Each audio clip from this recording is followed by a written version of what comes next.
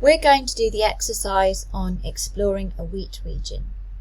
The first part says go to, and then it specifies a locus in wheat. So what I'm going to do is I'm going to go select Triticum aestivum from my search facets here, and then I'm just going to paste in the coordinates from that page and hit go. And this jumps me directly to the region in detail. The next part says how many genes are in this region. So let's scroll down. So there are different gene tracks in wheat. I'm just going to look at the genes track rather than the alternative genes model. So in the genes track we can see 2 genes.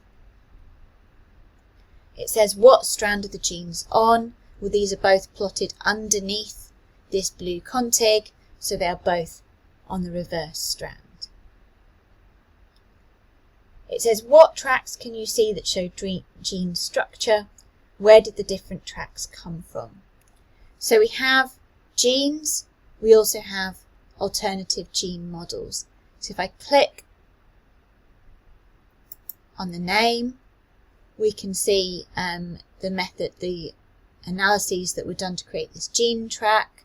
So we've got RNA genes, and we've got high confidence by IWG-SC. If I click on the alternative gene models, in the info you can see these are the low confidence analyses from IWG-SC, and they're aligned from, there's also genes aligned from TGAC-V1 with Exonerate.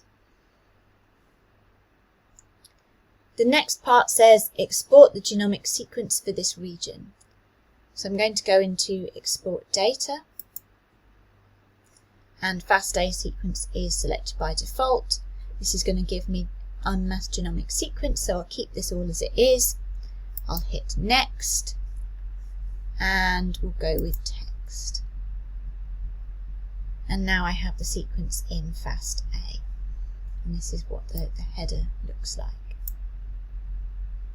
I'll go back to my chromosome tab, and I'll just close this. And the next part says, can you view the genomic alignments for the homoeologous regions?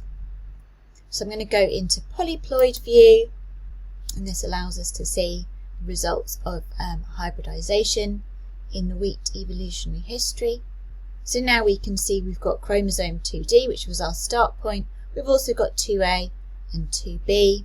So we can see the detailed view of these regions, and if I scroll down, you can see the differences between them. So these are very, very diverse regions. We've got different genes between 2A, 2B, and 2D.